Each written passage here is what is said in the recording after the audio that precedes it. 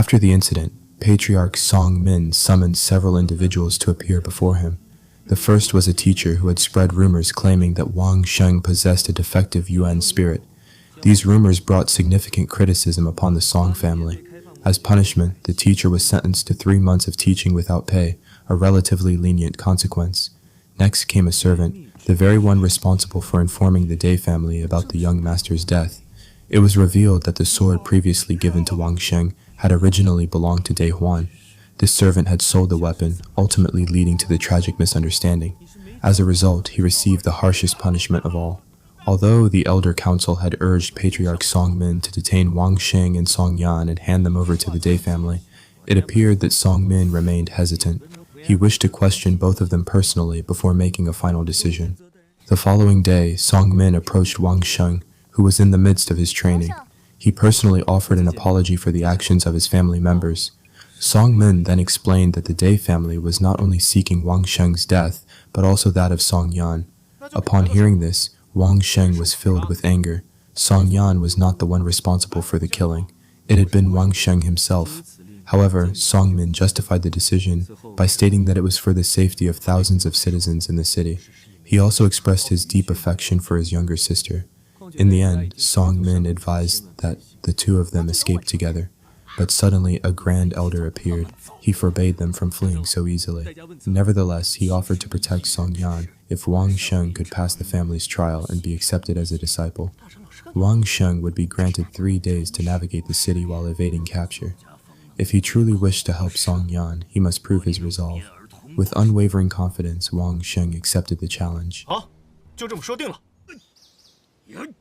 They then met with Song Yan's guardian to discuss the family trial, which involved facing a monstrous anaconda.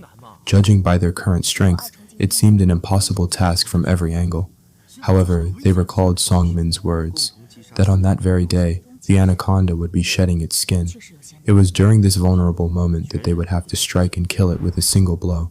Even so, the guardian was puzzled as to why Wang Sheng would take part. In his eyes, Wang Sheng had no strength whatsoever, and he openly underestimated him. Offended by the guardian's condescension, Wang Sheng became visibly agitated and challenged him to a one-on-one duel. To ensure no one would be seriously injured, Song Yan imposed a rule. Wang Sheng would not be allowed to use any weapons, while the guardian was forbidden from using his Yuan spirit. And so, the duel began.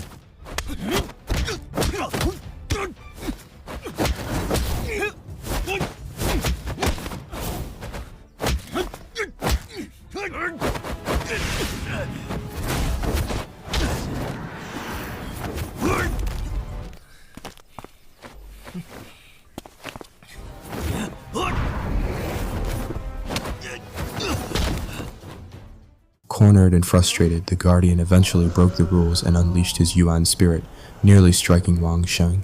In response, Wang Sheng retaliated, swiftly disarming and locking him down before aiming his pistol at him. In that moment, the guardian admitted defeat and with it acknowledged Wang Sheng's strength and skill. The day of the trial had arrived. The guardian was already in position, closely observing the movements of the anaconda. He confirmed that the creature was currently in the process of laying eggs, clear evidence that it would soon begin to shed its skin. Just as Song Min had advised, their only opportunity would come during that vulnerable transformation. Wang Sheng and Song Yan were then separated. Wang Sheng maintained his distance, taking an observational position. Before parting ways, he handed Song Yan a communication device in case she encountered any danger. Wang Sheng then began preparing his advanced equipment, while on the other side, Song Yan and her guardian waited patiently for the anaconda to begin shedding. From morning until late afternoon, there were no signs of the creature emerging, until a loud hissing noise echoed through the area. The anaconda was finally preparing to shed its skin. Wang Sheng was stunned by the sight. The creature's size was enormous, far beyond expectations. According to his analysis, its scales were too thick to be penetrated by conventional means. As the shedding began, the guardian launched the first strike from above and urged Song Yan to finish the task quickly. Meanwhile, Wang Sheng, unable to see the unfolding battle from his vantage point, decided to reposition himself. Back on the battlefield, Song Yan struggled to pierce the creature's thick hide. In a critical moment, she summoned her Yuan spirit, which successfully immobilized the anaconda. Their plan, orchestrated by Patriarch Song Min, appeared to be working perfectly until the unexpected happened. the anaconda suddenly rose again, and in that instant, Song Yan was pulled into a vision of her past. She saw her father, still alive at the time, residing at home. He was the grand chief elder of the family. During their final conversation, her father revealed that he would soon be departing to one of the most dangerous places known.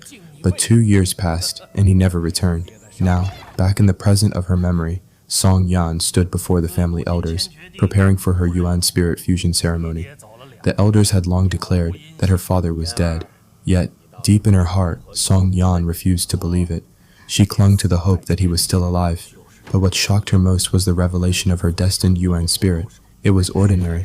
This came as a bitter surprise, as her father had once promised a high-level Yuan spirit, befitting her status as a daughter of the Song family. When she voiced her disappointment, the elders scolded her, accusing her of ingratitude. In the end, she was forced to accept the ordinary Yuan spirit, her hopes and her pride quietly shattered. The guardian, too, fell victim to the anaconda's illusion. Within it, he saw the revered figure of Song Yan's father, to whom he had once pledged to protect Song Yan for life. However, as we know, this was merely an illusion. The scene shifts to Wang Sheng, who had found a strategic vantage point and resumed his observation.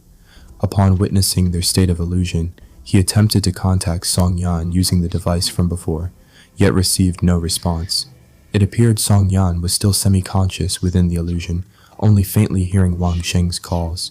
Fortunately, at this crucial moment, she awakened, which also freed the guardian from the illusion. Nevertheless, the anaconda had completed its shedding process, ensuring their defeat. They decided to retreat rather than face certain death. Wang Xing had also signaled them to follow the direction of the fireworks. Unfortunately, the forest had already been surrounded by a barrier, preventing any escape. Just as Song Yan was about to sacrifice herself, Wang Sheng accurately shot the anaconda's eyes twice in succession, rendering the beast unable to rise again. Song Yan held back from detonating herself. Tears fell from her eyes as she expressed deep gratitude to Wang Sheng. However, before they could catch their breath, an even more powerful aura emerged, greater than that of the previous serpent. Wang Sheng, sensing the imminent threat, urgently told Song Yan to retreat immediately.